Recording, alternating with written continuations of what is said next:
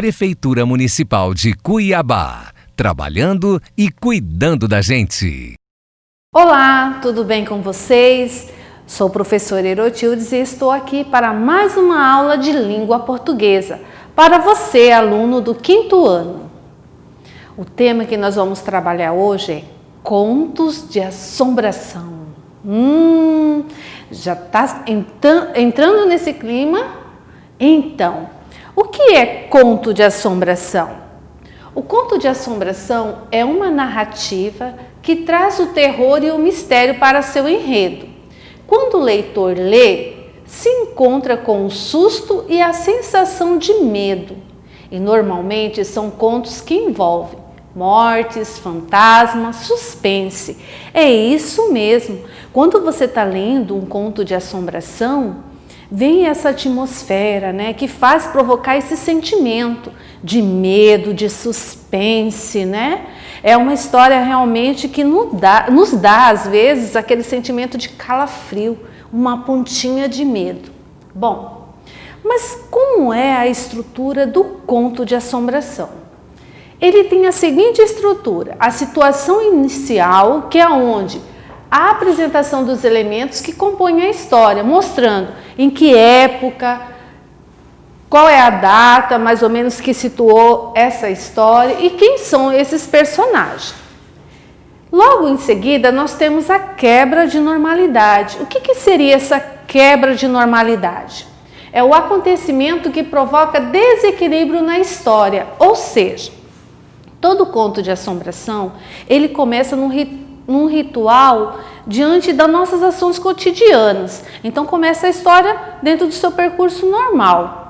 Só que aí há um momento em que ela se transforma, ela começa a ir para um lado onde vamos dizer como sobrenatural, ou seja, envolvendo algum suspense com fantasma, assombração, algo que não é do nosso cotidiano.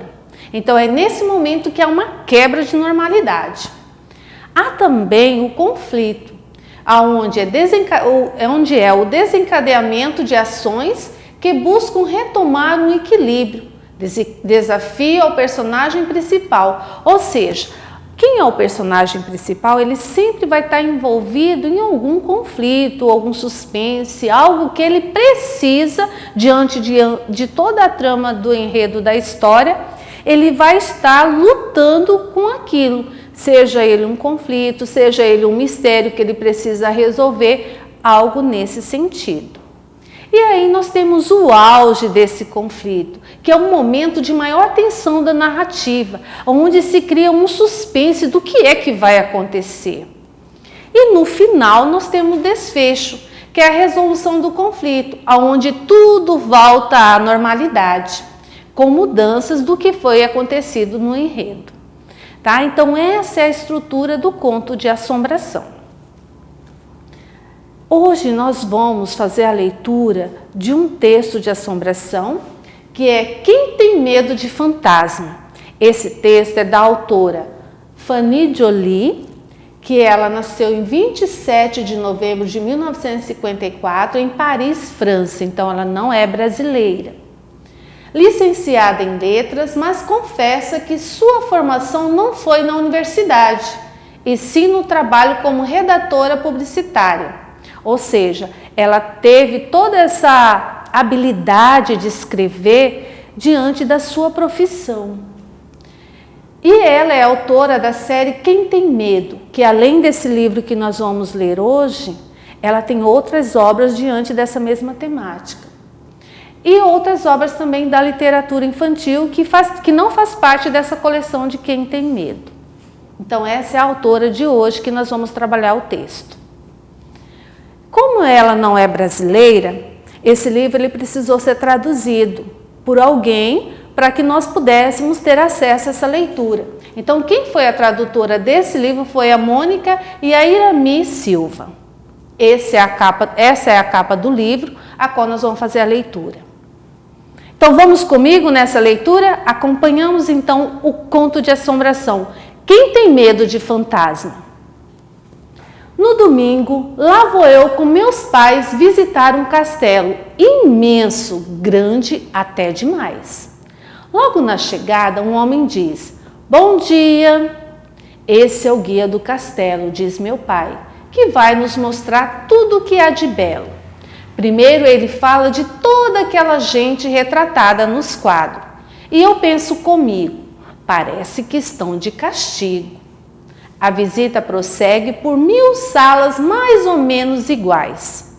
Eu já não aguento mais. Saio a procurar algo mais interessante. Abro uma porta e, no meio da escuridão, vejo um ponto brilhante. Desço um degrau de uma escada, mas volto a subir, pois tenho medo de cair. A porta bateu. Que azar! Não há meio de alguém escutar. Fico assustada e ouço berros. Ha, ha, ha, ha, ha! Que risada malvada! Vejo então um pássaro branco voar. Mas não é pássaro, gente. É um fantasma feito puro osso, dos pés ao pescoço. O fantasma avança e diz com voz cavernosa: "Criança feiosa! Ha, ha, ha, ha, ha! Que horror!" Fujo cheia de pavor. Ele vem atrás de mim e se põe a gritar: "Desta vez você não escapa! Não vai escapar!" Vou me esconder nesse baú. Que sorte!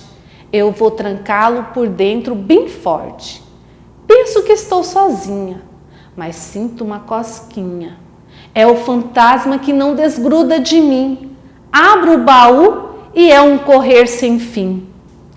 Muito esforço faço para me livrar desse fantasma, até que consigo, mas de repente ouço outra voz e fico a imaginar: que barulho é esse na sala? E eu penso aterrorizada: mais um fantasma veloz? Então perco as forças e a fala. O que será que vai acontecer com essa garotinha agora?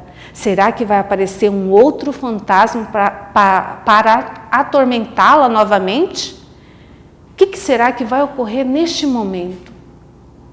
Mas quem aparece é o guia e logo grito: "Socorro, meu senhor!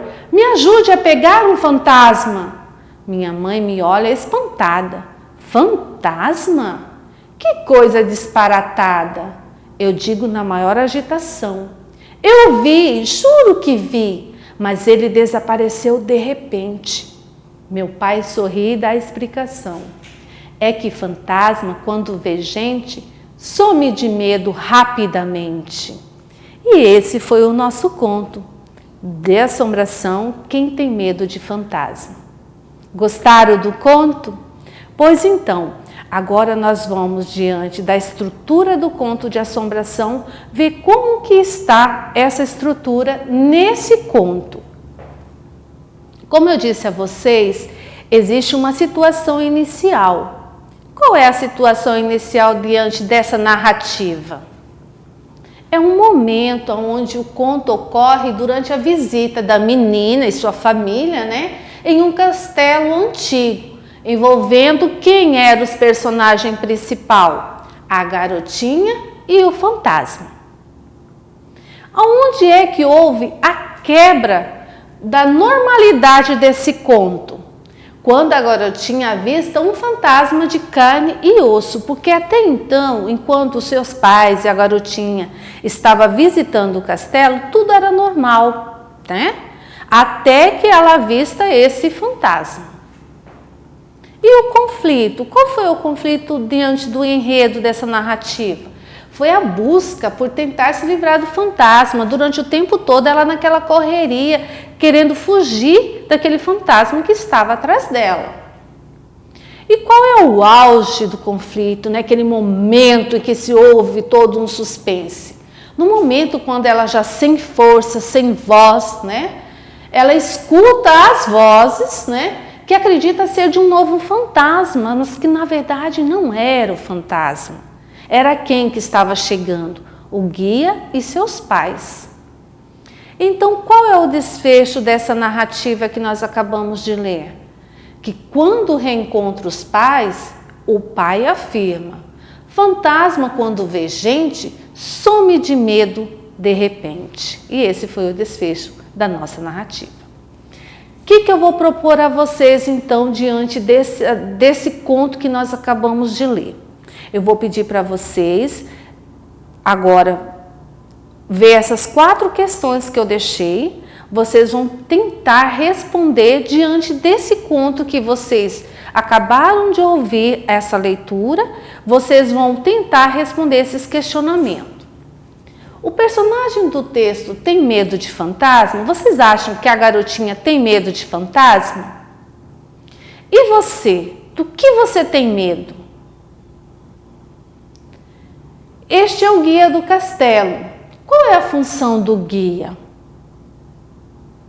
A menina não aguentava mais fazer o passeio pelo castelo.